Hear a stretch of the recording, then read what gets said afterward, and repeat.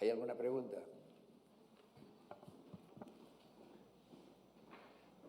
Bueno, si no hay preguntas, intervengo yo. Les voy a decir, voy a empezar por luego.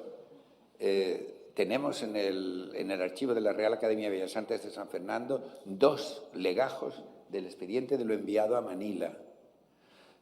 No porque yo lo haya trabajado, sino porque estuvieron hace unos meses 2 personas de la Embajada de Manila en Madrid, de la sección cultural, hicieron una visita a la academia y por tener un obsequio con ella dijimos, venid al archivo a ver qué tenemos vuestro. Y salieron y les estuvimos enseñando allí 2 legajos llenos de documentos y creo que está toda la lista de lo que se envía a Manila de yesos.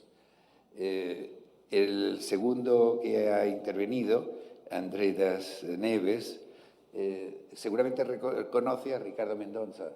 Sí. Claro, él ha estudiado el envío de yesos que se hizo a la Escuela de Bellas Artes de Lisboa en 1870 y tantos. Y también tenemos el expediente. Él hizo un trabajo magnífico, estuvo varios años y fue un regalo de Estado que se propició por el primer ministro, entonces no me acuerdo quién era, si era Cánovas o uno de esos, pero se mandó a Portugal un regalo de yesos, de los cuales están todavía los yesos. Pero yo tengo una anécdota personal, y es que estando yo un día en Lisboa, en un jardincito que hay allí por la parte alta, cerca de donde está el tren, hay no sé qué, es un jardincito pequeño, los que sois de Lisboa lo sabréis, está arriba. Bueno, había unas esculturas y me veo un retrato de Mengs allí en un pedestal y digo, pero esa es una copia del Mengs nuestro. El Mengs nuestro es el Mengs que venía en un barco capturado por los franceses a los ingleses, que iba de Italia a Londres, capturan el barco, lo venden en Málaga y el retrato acaba en la Academia de San Fernando. Pero luego en el regalo va Mengs y de ese busto hacen uno y lo ponen en el parque. O sea que fijaros el recorrido que tienen a veces las esculturas. Y luego, y se pueden sacar miles de historias de estas, y luego también sobre lo que nos ha dicho Bárbara del uso de los yesos, porque yo llevo muchos años, he dirigido tesis, he trabajado en la catalogación de los yesos de la academia y tal, pero yo tengo mi propia experiencia de por qué en ciertos momentos los yesos se valoran mucho, en otros momentos no se valoran. Hubo un momento en que, por ejemplo, los vaciados en yeso que había en la Escuela de España, en la Cité Universitaire de París, los tiraron al jardín y los rompieron.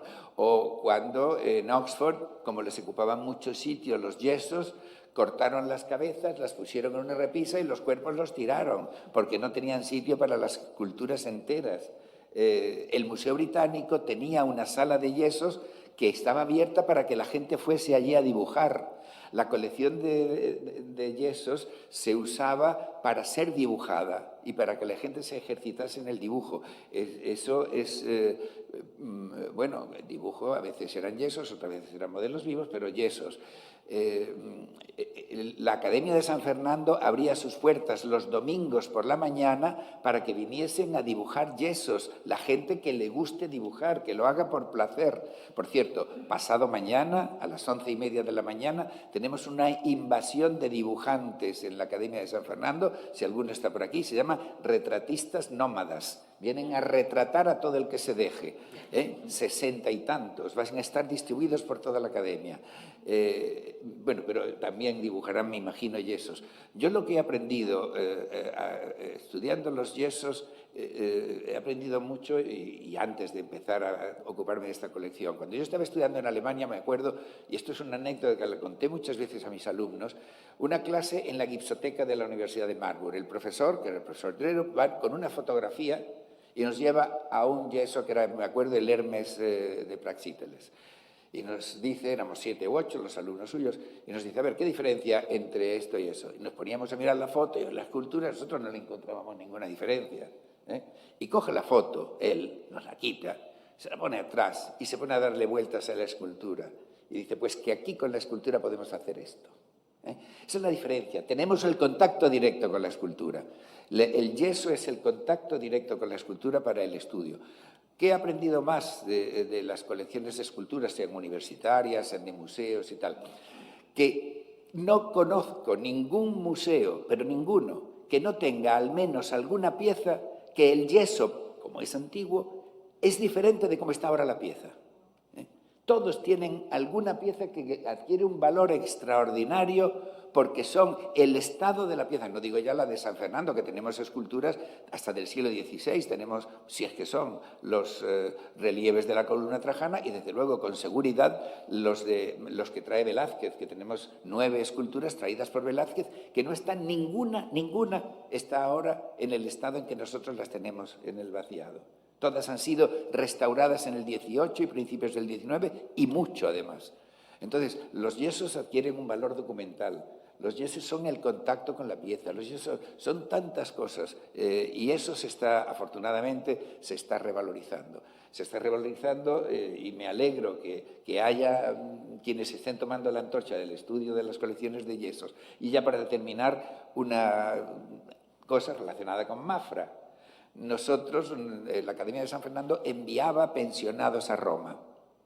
Iban escultores, iban pintores, iban tal. Bueno, pues uno de ellos, me parece que es Isidro Carnicero, hizo, porque tenían obligación de hacer copias de esculturas, hizo una copia de una, no me acuerdo cuál es esa que tiene en la mano, una Santa Sabina, Santa ¿quién? Bueno, que está en la fachada de Mafra, pero está hecha por un escultor italiano. Entonces, cuando estaba todavía en Roma, que no la habían enviado a Portugal, él la copió. La copia la tenemos nosotros en la Academia, podéis ir a verla. Está ahora en la fachada de Mafra. O sea que mirar los recorridos que tienen a veces las esculturas. Y bueno, si hay alguna pregunta, que me he tomado demasiado tiempo, quizás los 5 minutos. No, muchas gracias.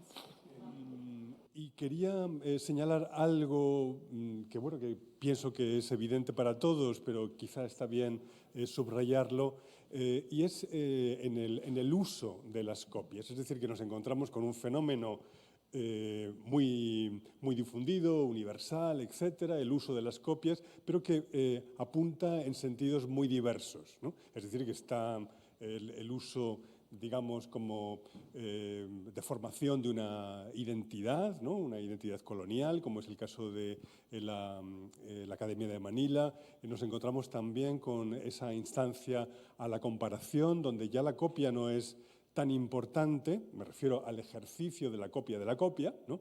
Sino más bien el uso de esas copias para la percepción de unas transformaciones, de unas también diferencias entre representaciones, entre culturas, etcétera, de la que se requiere también como un tercer término, ¿no? Que sería ese término de futuro. A lo que voy es que tenemos un fenómeno común, pero al mismo tiempo usos enormemente diversos que realmente son característicos de esa modernidad también que apunta en sentidos distintos y donde quizá ese primer uso de la copia como elemento que invita eminentemente a la emulación, paulatinamente se pierde en favor de la invención, ¿no?